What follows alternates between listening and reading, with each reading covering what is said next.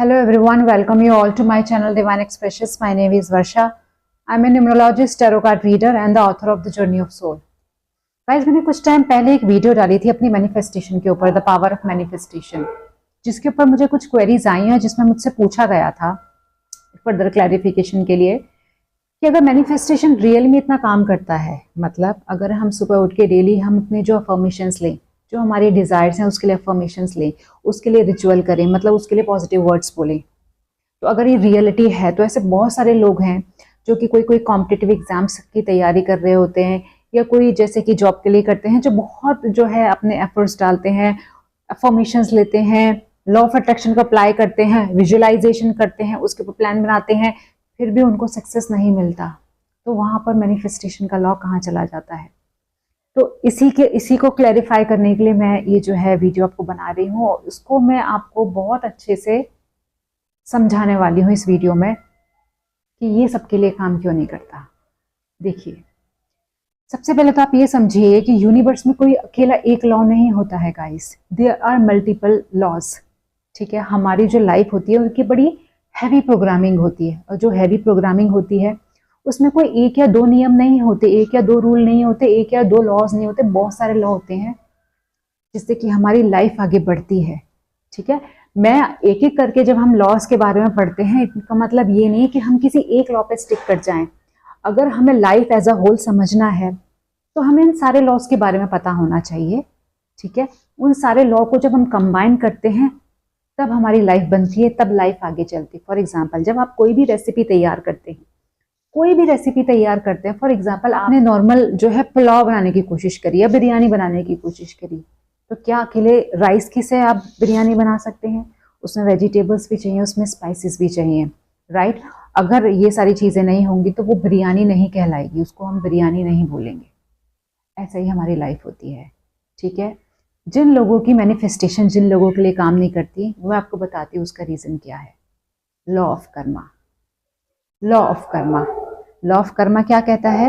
Law of Karma ये कहता है कि आपने पास्ट में जो एक्शंस किए हैं, आपको जो है उनको, उसका जो रिजल्ट है आपको वो उसका फ्रूट बियर करना पड़ेगा।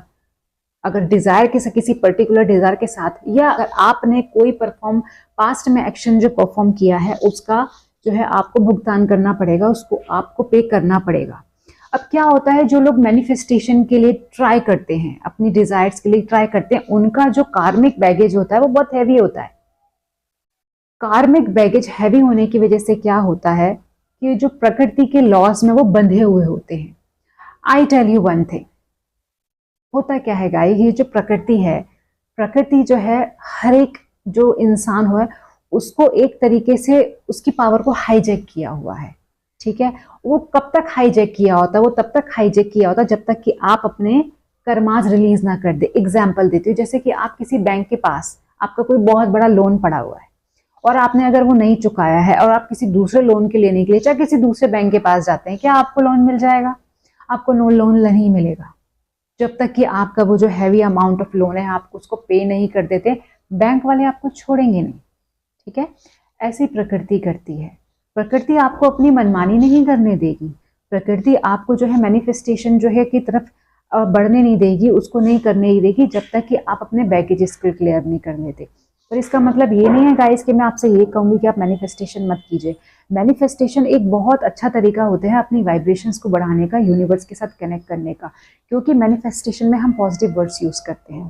तो इससे क्या होता है, अगर हमारा कोई कार्मिक बैगेज है तो वो जल्दी जल्दी क्लियर होगा। अगर आप मैनिफेस्टेशन नहीं करेगा तो हो सकता है वो टाइम ले, पर अगर आप मैनिफेस्टेशन को अप्लाई करते हैं लाइफ में, अगर आप पॉजिटिव वर्ड्स यूज़ करते हैं, लॉ ऑफ अट्रैक्शन को अप्लाई करते हैं, तो चांसेस आर हाई कि हम उन बैगेजेस को जल्दी क्लियर कर लें।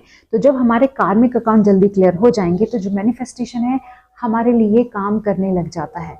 क्योंकि क्या होता है, मैनिफेस्टेशन के लिए प्री रिक्विजिट मैंने आपको क्या बताया था, आपकी वाइब्रेशंस हाई होनी चाहिए। वाइब्रेशंस यूजुअली गाइस तभी हाई होती हैं जब आपकी सोल फ्री होती है, आपकी सोल फ्री होती है, आपकी सोल एम्पावर्ड होती है। और आपकी सोल एम्पावर्ड कब होती है?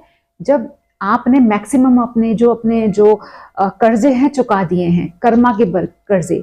तो जब आप कर्मा के कर्जे चुका देते हैं guys, please listen to it carefully, कि आपकी जो सोल होती है ना, आपकी जो लाइफ होती है वो प्रकृति के हाथ में होती है, वो उसको जकड़े हुए होती है। जितना ज्यादा बैगेज उतना ज्यादा जो है आप उसके कंट्रोल में होते हैं। ठीक है, जस्ट लाइक अ बैंक है, जिसने 1 करोड़ लिया होगा, जिसने 1 लाख का लिया, वो डेफिनेटली 1 करोड़ को ज्यादा अच्छे से पकड़ेगा। 1 लाख के लिए दो applies to both, but again 1 crore वाला नहीं सोच सकता, अगर उसकी 50,000 की उसकी 50 लाख की इनकम है और 1 करोड़ का उसने लोन लिया है, तो वो नहीं सोच सकता कि वो दूसरी जगह और लोन ले ले। राइट, यही होता है कि उस वक्त हमारी वाइब्रेशन इसलिए भी हाई हो पाती जब हमारे कर्मा का बैगेज इसलिए होता है क्योंकि प्रकृति कहती है पहले अपना कर्ज चुकाओ, तब मैं आपकी सोल को फ्री करूंगी। और जब आपकी सोल फ्री होती है तो आपकी वाइब्रेशन अपने आप ही रेस करने लग जाती है। ठीक है, पुराने टाइम में आपने सुना होगा जो ऋषि मुनि हुआ करते थे, जो बोलते थे वो सामने हो जाता था। है, ये मजाक नहीं है गाइस, ऐसा होता था। रीजन भी उन्होंने इतना तप किया होता था, इतना तप किया होता है कि वो अपने सारे बैगेजेस क्लियर करके उसके बाद उनकी सोल में इतनी पावर आ जाती थी कि वो अगर जो सोचे वो हो जाता था। इसका मतलब ये नहीं है कि मैं कह रही हूँ उन्होंने आज सोचा उसी वक्त हो गया, नहीं, कुछ चीजें नहीं होती। अगर उन्होंने आज सोचा, हो सकता है 1 या 2 दिन या कुछ कुछ उसके लिए कुछ चीजें या कुछ ऐसा जो है प्रोसेस हो जिसके बाद वो चीज मैनिफेस्ट होती है। राइट, तो मैनिफेस्टेशन डेफिनेटली वर्क करता है, मैनिफेस्टेशन का लॉ जो है वो डेफिनेटली एग्जिस्ट करता है, पर आपको अपने आप को एसेस करना आना चाहिए। जैसे कि मैंने आपको बताया, अगर आपकी रेटिंग कम है, बैंक अगर आपकी जो क्रेडिट रेटिंग कम है, आपको लोन नहीं दिया जाएगा। द सेम वे, अगर आपका कर्मा का बैगेज बहुत हाई है तो आपको जो है मैनिफेस्टेशन थोड़ा लेट काम करेगा। ठीक है, कुछ लोगों का ऐसा होगा कि वो कहेंगे कि जो है हम लोगों को कैसा पता लगेगा कि हमारे कर्मा के बैगेज हैं क्या है। नहीं, आपको इस सब चीज़ों के बारे में सोचने की ज़रूरत नहीं है, ये प्रकृति को डिसाइड करने दीजिए गाइस। जैसे ही आपको कहा कि आप ये मत सोचिए कि मैं अगर आज मैनिफेस्टेशन कर रही हूँ या कर रहा हूँ तो उसका रिजल्ट कब मिलेगा, मत सोचिए। क्योंकि मैनिफेस्टेशन, जैसे कि मैंने आपको बताया, अगर कर्मा का बैगेज हाई है भी तो भी आपके कर्मा जल्दी जल्दी रिलीज होंगे, बिकॉज क्योंकि आप जो एक पॉजिटिविटी के साथ आगे बढ़ रहे हैं। बिकॉज मैनिफेस्टेशन का मतलब ये होता है कि आप जो है यूनिवर्स को चीज़ें सौंप रहे हैं, यूनिवर्स में अपनी जो है एक पॉजिटिव वाइब्रेशंस को इन्हेंस करके उसको यूनिवर्स के साथ ट्यून कर रहे हैं, पॉजिटिव वर्ड्स बोल रहे हैं। तो ये सारी चीज़ें वैसे भी ज़रूरी है, इससे भी आपके जो है कर्मास जो है जल्दी जल्दी आप उनको जो है रिलीज कर सकते हैं। तो इन शॉर्ट में अगर आपको बताऊं, मैनिफेस्टेशन पॉसिबल है, डेफिनेटली पॉसिबल है, पर जैसे कि मैंने आपको बताया, आपकी वाइब्रेशंस बहुत हाई होनी चाहिए। क्योंकि जब आपकी वाइब्रेशन हाई होती है तो यूनिवर्स की वाइब्रेशन के साथ ट्यून होती है, उसके बाद आप जो चाहते हो वो डिज़ायर मैनिफेस्ट हो जाती है। पर वाइब्रेशन भी तभी हाई होती है जब आपके जो 7 चक्रास में जो एनर्जी, डेंस एनर्जीज होती हैं, जो कि आपकी कार्मिक एनर्जी, आप उसको रिलीज ना कर लें, क्योंकि वो ही ब्लॉकेजेस होती हैं। वो रिलीज तब होती है जब आप अपने कर्मास पे ऑफ कर देते हैं। So that is all about today's video. Hope आपको क्लैरिटी मिल गई होगी। मैंने बहुत अच्छे से जो है ये जो है लॉ ऑफ अट्रैक्शन और मैनिफेस्टेशन को आपको समझाने की कोशिश की है। स्टिल कोई डाउट रह गया हो, नहीं समझ आया हो, तो आप मुझे कमेंट बॉक्स में बताइए, मैं आपको सेपरेट वीडियो बनाने की कोशिश करूंगी उसके ऊपर। प्लस कोई और टॉपिक है जिसके बारे में आप चाहते हैं कि मैं आपके लिए वीडियो बना, then please let me know, I would be more than happy doing it. Thank you so much for listening to me. Please do not forget to like, subscribe and share my video, because मैं इसी तरीके के secrets आपके साथ आगे share करने वाली हूँ। Thank you so much.